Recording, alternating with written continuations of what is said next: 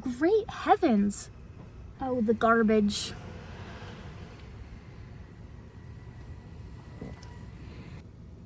Girl, what is happening? Hello everybody and welcome to my car. It is time for another car cast where I yap about whatever nonsense I want to without a script. The garbage truck is coming.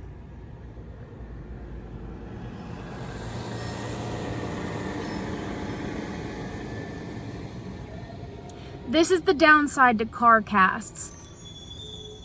Also, hey YouTube, I know I talk about a lot of things that you may not like, words. I don't know how the algorithm works entirely with stuff like that, but this is for educational purposes.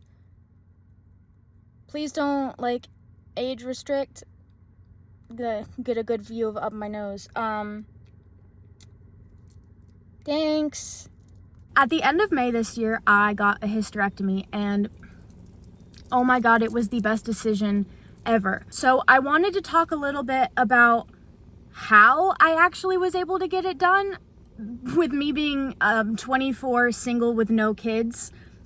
Cause hey, that's really hard to do, especially to get it covered by insurance, which I did. And I also wanted to talk a little bit about why I did it.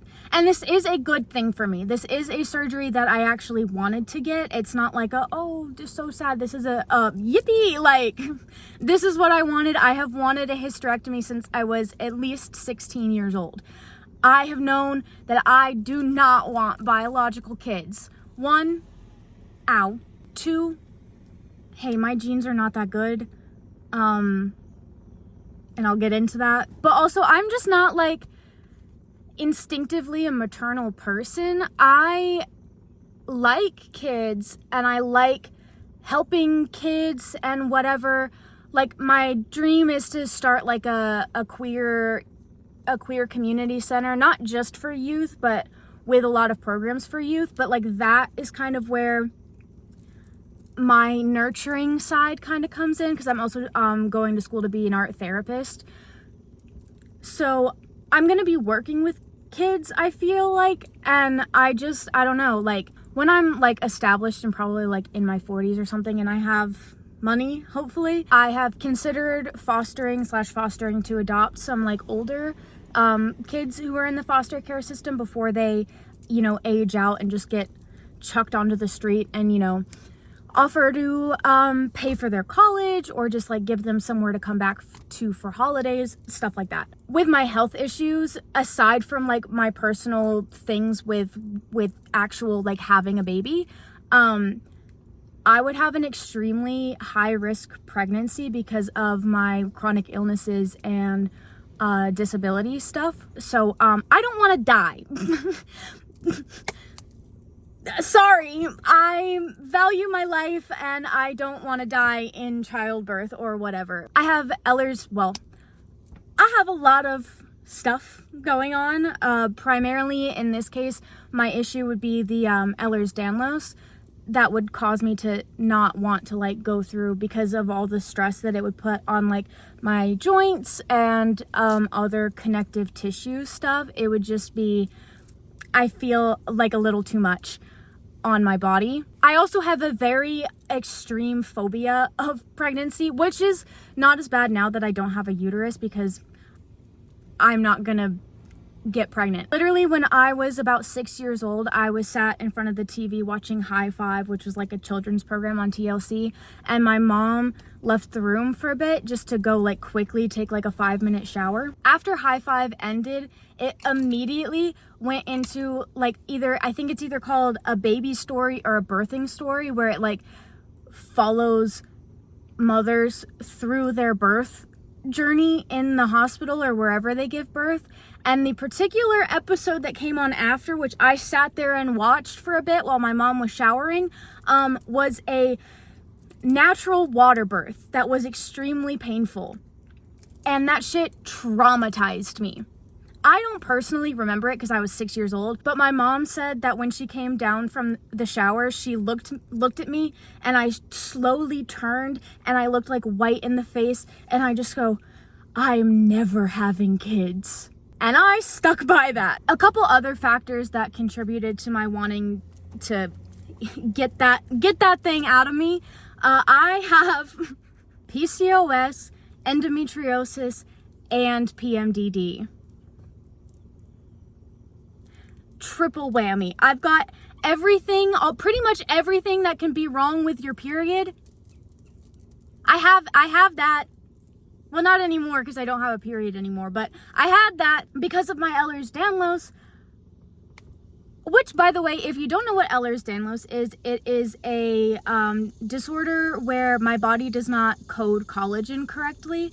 So anything in your body that uses collagen, which is pretty much everything except for like your bones, it's like my joint ligaments, my skins, my organs. It causes like a lot of gastrointestinal issues, other whatever issues, chronic pain, subluxations and dislocations, stuff like that. If you get grossed out by body stuff, don't look at this, but like I can, I can do some funky things with my thumbs, you know what I mean? So, but because of that, I can't take birth control because the way that the two interact with each other, the birth control makes the Ehlers-Danlos symptoms worse, and that is pretty much the only treatment for PCOS and endometriosis. So I am stuck with these extremely painful, debilitating, like period cramps to the point where I'm like projectile vomiting and I like just simply can't get out of bed. And I was like,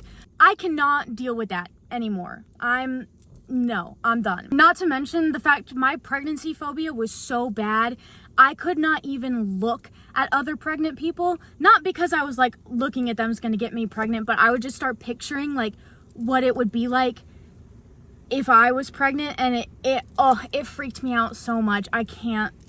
Also, dude, babies, I can't deal with the poop and the vomiting and the whatever. Whenever I talk about wanting to adopt older kids, everybody's like, oh, but they're mental stuff. I'm like, I'm literally going to school to be a therapist. Granted, it didn't, like, not a clinical whatever, but still, I'm much more equipped with who I am as a person to take care of mental stuff than I am a poopy diaper. So, another thing going into it, I am non-binary, and although I do still present pretty femininely, I am still non-binary, and I do still have issues with gender, whatever, biological things. I have a gender dysphoria diagnosis, which that directly contributed, I think, to my ability to be able to get a hysterectomy because I had that in my chart, and it was specifically around periods and getting pregnant. Like, the thought of it made me so dysphoric, and just even the possibility that I could do that made me just so dysphoric and uncomfortable. So I think when I went into the OBGYN and I already had that in my chart and noted that it's like because of pregnancy stuff, I think that helped me significantly, because it wasn't like with a typical cis woman, it's like, oh, are you sure? Whatever, like, are you sure you're not going to want kids? And it's like, no, like, it is an issue for me medically, like, it is an issue for me. Now I want to talk about how in the heck did I get approved for this and get it covered by insurance? Because what the hell? I thought I was gonna have to fight for years for this. It was really easy. Granted, for me, a lot of luck was involved. I got really lucky and got a really good doctor. So my advice and help and whatever can only go so far. Hopefully you can get a good doctor that actually listens to you. And if you don't, if your doctor does not listen to you because, you're a woman, or you present, or you just have a uterus, they don't like to listen to people with uteruses at the doctor's office. We know this, medical gaslighting, whatever. So what I recommend and what I did before I even went in asking for one, I researched every single possible rebuttal that a doctor could give as to why I shouldn't get a hysterectomy at my age. So, like, obviously I have the gender dysphoria thing in my pocket. I have my health issues in my pocket.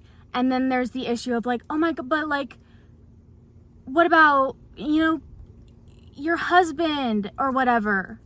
I'm a lesbian, non-issue, right? And don't have to worry about what my husband might want to do because I'm not gonna have one of those. Then there's the whole family aspect of it where they're like, oh, but grandkids for your parents or whatever.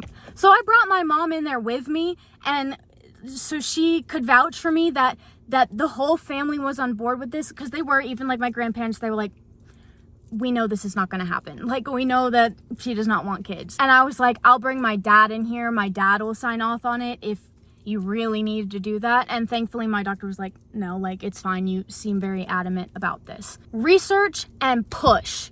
Do not take no for an answer. That is the other thing that I did.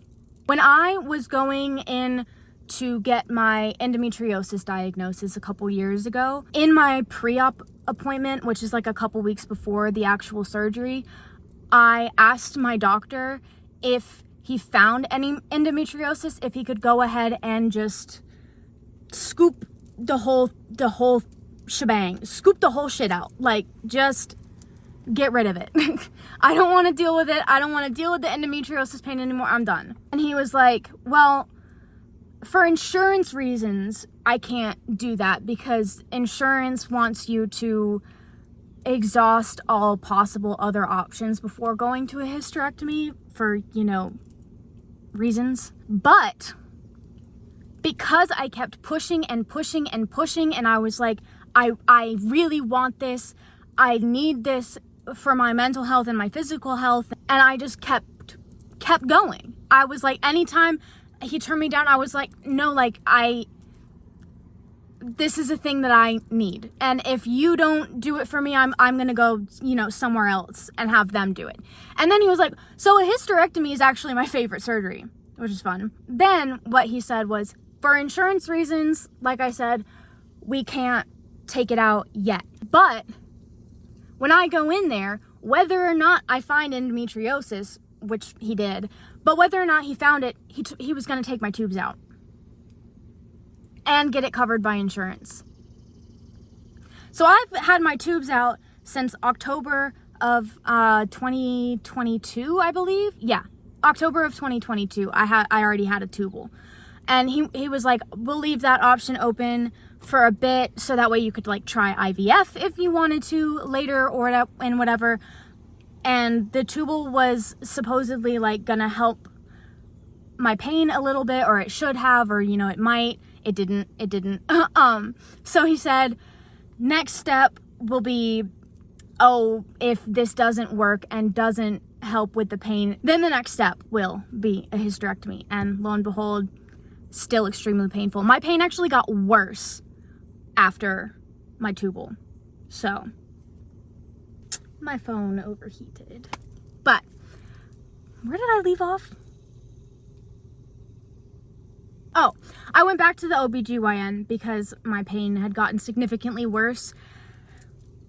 And he was like, oh, excuse me. Oh my God. My bad. Jesus. Anyway, I went back to the OBGYN. I told him that it had gotten much, much worse. And he was like, okay, there's one other medicine that we can try, but it does have a side effect of increased anxiety and depression. And I was like, so I just got out of the psych ward a couple months ago, so I'm feeling like maybe we don't do that one. And he was like, yeah, we don't do that one. So hysterectomy time. Yippee. And he asked me like multiple times if I was sure, and I was like, yes, like I'm sure. And again, covered by insurance because it's deemed medically necessary. Yippee. So I end up having to schedule it for like a year out because school, I can't do it. I can't get a hysterectomy during school because the recovery is like 4 to 6 weeks. So I did it at the end of May this year, and then my recovery was like for the month of June pretty much. Once again, I want to emphasize how absolutely shocked I am that I was able to do this, because my doctor, the doctor's office, the hospital, the whatever that I went to, owned by very extreme religious group. Not like a cult, well, some people, but it's the Seventh-day Adventists. So I was like, surely I'm gonna have to go somewhere else. Surely the Seventh-day Adventists are not gonna give me a hysterectomy covered by insurance at 24 with no kids and no husband. But they did. Also, fun fact, literally the night before my hysterectomy, I went to a Chapel Roan concert. My send-off. It was beautiful. It was a great decision. Day of the surgery comes, get to the hospital like 5 a.m. I go into the surgery and I stay overnight in the hospital for one night. My doctor told me that things went as well as they possibly could have, which is sick. And he also got me flowers afterwards, which was very sweet. And I thought that was going to be like a standard hospital thing. But apparently not, because all of the nurses were like, oh, I wish my doctor got me flowers. And I was like, I get the one good male OBGYN. I was really hesitant to see him at first because, man, but he's great. Shout out to him. As for the actual recovery, easy. At least for me. It was so easy. The first couple days were pretty painful. I had to stay overnight in the hospital because, you know, they put a catheter in. I had to wait for my bladder to wake up. I had to wait to be able to like walk properly, you know, and also it's just a good idea for like monitoring. I didn't have to, I had the option, but I decided to stay, and I think that was a good decision. Especially because that night I needed like help walking to the bathroom and stuff, and I didn't want to like have to wake up my parents every time I needed to go to the bathroom in the night, because that's a lot. So then I go home, you know, they give you the painkillers, whatever. I only really took them the first couple days because that was when the pain was the worst. But then after that, like, my pain from it, the period cramps that I was having were more painful than the recovery from the hysterectomy. My tubal was more painful than the hysterectomy, which is crazy. But I do think the fact that I'd already had a tubal did contribute to the lack of pain, because that was pretty painful. But I'm thinking, my theory, and I don't know, I haven't looked this up, but because when I got my tubal, it was cut in like 4 places, like my both ovaries and then the sides of my like uterus. Because of that, there were more internal incision sites to heal. But when I got the hysterectomy, since my tubal was already done, I didn't have to cut the tubes off of the ovary because that had already been done. So the only like actual cut, like internal healing that needed to happen was from where they took my cervix out, because that was the only connection point internally at that point. So there was less healing that needed to happen. There were less cuts internally. This sounds like kind of gross. I don't know how, I'm not a medical person, but anyway, so it was really not bad. And then, oh my God, my mood has like immediately improved. The fact that I know that I'm never gonna have to deal with one of those horrible, awful periods ever again. I will say the most inconvenient part about the recovery is you cannot lift anything heavier than a gallon of milk for 6 weeks. A gallon of milk does not weigh that much. I literally could not do my own laundry. I had to have my dad come pick up my laundry and take it to their house, like my parents' house, and they had to do my laundry for me and then carry it up the stairs because I couldn't carry anything up the stairs. So that was annoying. A small price to pay to never have to deal with a period again. And now I believe I will still have a couple of the like mental symptoms from the PMDD, like when that time comes around, because I did leave my ovaries in, even though those are not great either because of the PCOS, but that way they'll at least somewhat regulate my hormones. They don't really do a great job of that anyway. My testosterone levels are off, you know, but if I did take them out, I would have to take estrogen pills for the rest of my life, and I can't even remember to take the 12 other medicines that I have to take every day. So I was like, no way, I'm adding another. And even like, I don't know if I would do well on it either, because most birth control is estrogen or progesterone based, and those did not agree with me at all. So I was like, we'll leave them in, and then if that becomes a problem, then maybe we'll take them out later. But I'm hoping that they don't become a problem, because I'd love to not have another surgery. But I did get it done. It was a laparoscopic vaginal hysterectomy, so most of it was done laparoscopically. There's like 4 incisions on my abdomen, but then they like pulled it out. Anyway, but oh, another fun bonus, because I got a total hysterectomy, cervix is gone. I don't have to have pap smears because I can't get cervical cancer because I don't have a cervix. Which is great, because I'd never had one. Because every time they tried to give me one, pain. Because guess what? I also have vaginismus. So pain. So now I don't have to deal with that pain. This is a lot of information about me medically and whatever, but I'm an open book. I like talking about my medical stuff because I have found that it has been helpful to other people who may not recognize some of these symptoms and things, or may not know what they have going on. So if I talk about my stuff and my symptoms and how I treated it, or the help that I was able to receive, then maybe it can help somebody else do the same thing. I believe that is all I have to say on the topic. If you guys have any other questions about hysterectomies or tubals or anything like that, just put them in the comments and I'll try to respond to them if it's like something that I know the answer to, or maybe like try to direct to another resource about it. But happy to talk about it. If you guys have any questions about any other like medical things for the stuff that I mentioned, I'd be happy to go more in depth about like what EDS is, what endometriosis is, what all the things are, or like any of my other mental or physical health stuff, because I've got a lot of things I can talk about. But anyway, that's all from me today. Be sure to like, comment, and subscribe if you enjoyed this video, or if you didn't. I would appreciate it. It helps me out, the algorithm. If you are seeking a hysterectomy for whatever reason, I really, really hope that you find a doctor that listens to you and you are able to get the care that you need. Remember to advocate for yourself.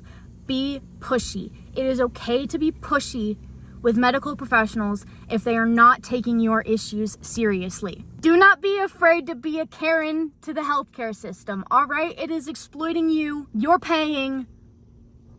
They should listen to you a bit, all right? So yeah, hope you guys enjoyed, and I'll see you later. Bye!